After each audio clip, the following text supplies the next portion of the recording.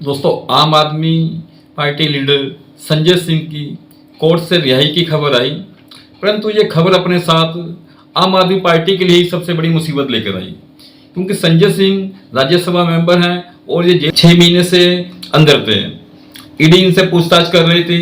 अचानक कोर्ट में इनकी जमानत याचिका के ऊपर ईडी ने मतलब कि कोई भी आरोप नहीं लगाए और इनको जमानत देने दी।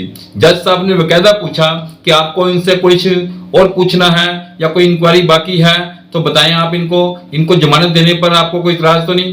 ईडी ने अपनी सहमति जाहिर करी कि हमें इन पर कोई इतराज नहीं है और जज साहब ने इनको जमानत दे दी। दोस्तों, जमानत भी मिली, पर जमानत के साथ कुछ शर्तें तो लगनी लाजमी थी, चलो उसके पर भी डिस्कस कर लेंगे। परंतु ईडी ने इनको जमानत लेने दी। ईडी के कहने से इनकी जमानत हुई है, ये एक बहुत बड़ा सवालिया निशान है कि ईडी ने इनको जमानत लेने क्यों दे दी। आखिर इसके पीछे चल क्या रहा था, क्योंकि इससे पहले जिसको ईडी ने जमानत लेने दी थी उसका आम आदमी पार्टी ने ये आरोप लगाया था कि अंदरले खाते ये बीजेपी के साथ मिल गए हैं, बीजेपी को इन्होंने डोनेशन भी दी है। अभी नाम नहीं मैं आपको यहाँ पे उजागर कर रहा हूँ, लेकिन ऐसा आरोप आम आदमी पार्टी ने लगाया था। अब क्या संजय सिंह जो बाहर आए हैं ये भी कोई साजिश का हिस्सा है? परंतु दोस्तों, जो भी बात रही हो पीछे, इसकी खबर बाहर आते साथ की कि संजय सिंह की जमानत हो रही है, संजय सिंह छूट रहे हैं, आम आदमी पार्टी में हड़कंप सा मच गया। आनन फानन घर से जेल यानी कि शीश महल जो केजरीवाल जी का, वहां से सुनीता भाभी ने फोन खड़काया जेल में और केजरीवाल जी ने कहा कि तुरंत अपने सारे एमएलए को बुलाओ घर पर। और घर पे बुलाकर शीश महल में सुनीता केजरीवाल जी ने उनकी मीटिंग ली। ऐसी हलचल मच गई, दिल्ली में अफरा तफरी का माहौल बना दिया इन्होंने। मीटिंग ली, 62-63 इनके एमएलए हैं, जिसमें के 55 को एमएलए उस मीटिंग में शामिल हुए। दोस्तों, और मीटिंग में एक मुश्त डिसाइड ये किया गया कि केजरीवाल जी रिजाइन नहीं देंगे और वो जेल से ही दिल्ली के मुख्यमंत्री की पोस्ट पे बैठे रहेंगे और दिल्ली की सरकार चलाएंगे।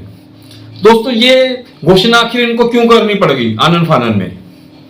इसके पीछे भी सोचिए ना, ये तो कब से कहते आ रहे हैं कि हम जेल से सरकार चलाएंगे, पर केजरीवाल जी को ऐसा क्या सूझा कि घर पे अपने सारे एमएलए बुला के उनसे बात की गई और उनको बताया गया कि भाई जेल से सरकार चलाएंगे। उन्होंने अपनी राय प्रकट करी, क्योंकि उनको कहीं ना कहीं खतरा भाप रहा था। संजय सिंह बाहर आ गया। अब जो सुनीता केजरीवाल जी की ताजपोशी होने की इंटरनल तैयारी चल रही थी, उसमें सबसे बड़ा रोड़ा संजय सिंह ही अड़ा सकते हैं, क्योंकि वो पार्टी के कदावर नेता हैं, सीनियर नेता हैं, राज्यसभा के मेंबर हैं। बाकी और भी पार्टी में और दूसरे जो नेता हैं उनका इतना बड़ा कद नहीं कि वो संजय सिंह को रोक सके। ना ही सुनीता केजरीवाल कैपेबल है कि वो संजय सिंह के आगे आ सके। अब पार्टी में जो दूसरे नेता हैं यानी कि आतिशी भारद्वाज हो, दुर्गेश हो, जो भी और भी नेता पार्टी में क्या काम कर रहे हैं, उनके लिए एक असमंजस स्थिति बन गई है। अब वो किसका ऑर्डर मानेंगे?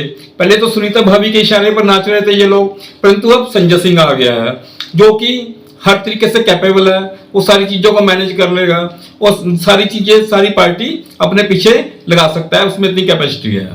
केजरीवाल को यही डर सताया जा रहा है कि मेरे अंदर रहते हुए तो मैं ये मतलब संजय सिंह है या पार्टी पर कहीं कब्जा ही ना कर ले। इसकी भनक उसको लगते साथ ही उन्होंने आनन फानन में मंत्रिमंडल की अपने घर पे बैठक बुलवाई अपनी पत्नी के थ्रू और ये डिसाइड करा दिया कि जी केजरीवाल पोस्ट नहीं छोड़ रहे हैं।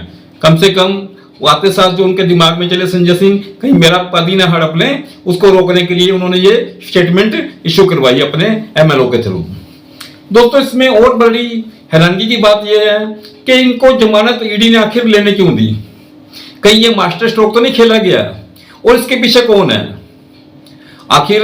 इनको जमानत अगर वो ईडी चाहती कि जमानत इनको नहीं मिलनी चाहिए तो उनके पास 50 बहाने थे, कोई भी इन्वेस्टिगेशन का बहाना करके वो रोक सकते थे कोर्ट ने, क्योंकि कोर्ट ने जमानत इनको अपने आप नहीं दी, ईडी की सहमति से दी है। ईडी ने कहा तो उन्होंने जमानत दी है, वरना कोर्ट इनको जमानत नहीं दे रहा था। और ईडी ने ऐसा होने दिया, इसके पीछे बहुत गहरी मेरे को एक चाल नजर आती है, जो कि इनको जमानतें मिली है, कुछ ना कुछ अंदर जरूर पक रहा है। इसके पीछे मास्टर स्ट्रोक खेला गया है, क्योंकि अक्सर भारत सरकार के ऊपर, मोदी जी की सरकार के ऊपर ये आरोप लगते रहे हैं कि इवन के देश में और विदेश में, जर्मनी ने, अमेरिका ने और कई देशों ने आरोप भी लगाए हैं कि भारत में लोकतंत्र में में जो इलेक्शन इस समय चल रहे हैं, डेमोक्रेसी के इलेक्शन में है, और यहाँ पे इलेक्शन के अंदर वो बहुत कुछ ठीक नहीं है। एक पर्टिकुलर पार्टी को, जो विरोधी पार्टी है, उनके नेताओं को अंदर ठूस दिया गया है। इस तरह की खबरें चल रही थी, जर्मन में भी चली है, अमेरिका में भी चली हैं। तो उन सारी बातों को भी एक ही स्ट्रोक से सारा कट कर दिया कि देखिए, जो एलिजिबल था उसको जमानत मिल गई है, जो एलिजिबल नहीं है, जिन्होंने घपले ज्यादा करे हैं, उनको जमानत नहीं मिली, सबके मुंह बंद करा दिए गए हैं। दूसरे, एक ही स्ट्रोक से ही केजरीवाल के लिए सबसे बड़ी मुसीबत खड़ी कर दी, जो कि वो सोच रहे थे कि मेरे ये सारा के सारा दारोमदार मेरी पत्नी के हाथ में चला जाएगा, मेरा शीश महल बचा के बचा रह जाएगा।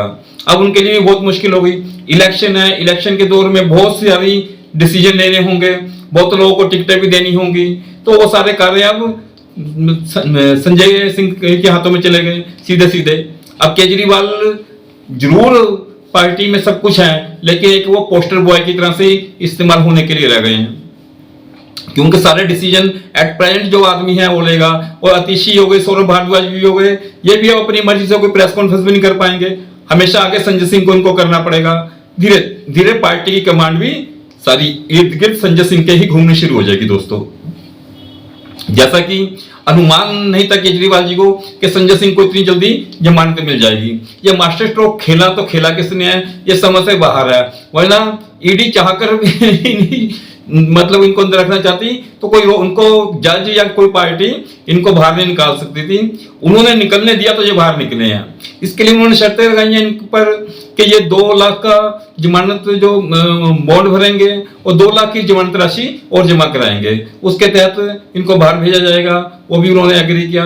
दूसरे, इन्होंने उनको पासपोर्ट सरेंडर कराने के लिए कहा कि अपना पासपोर्ट आप जमा कराएंगे, वो भी चलो बात होगी। तीसरी इन पर शर्त लगाई कि आप दिल्ली एनसीआर से बाहर नहीं जाएंगे, जब भी जाएंगे तो इन्फॉर्म करके जाएंगे।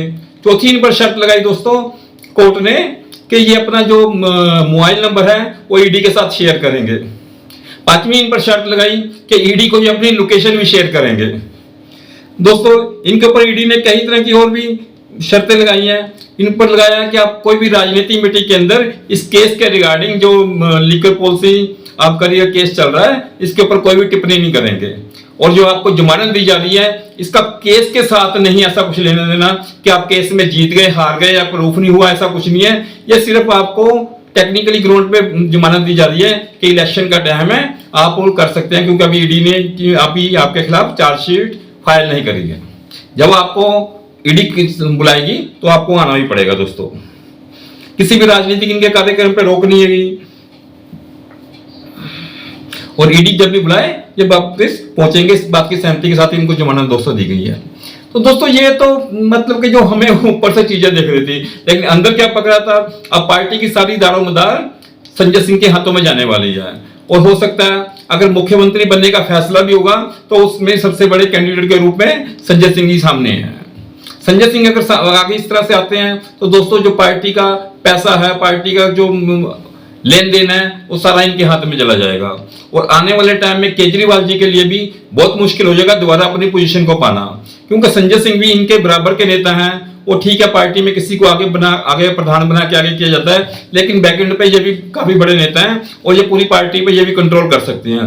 राजनीति में ऐसी उठापटक होते हैं, एक दूसरे के ऊपर पांव रखकर ही लोग आगे बढ़ते हैं, तो शायद वो यही मौका है। और इसी को ऐसे ही कोई मास्टर स्ट्रोक किसी ने मतलब के सोच बूझ के खेला है, ताकि पार्टी भी केजरीवाल का जो बहम था कि मैं जेल से सरकार चला लूंगा, उसको भी दूर कर देंगे।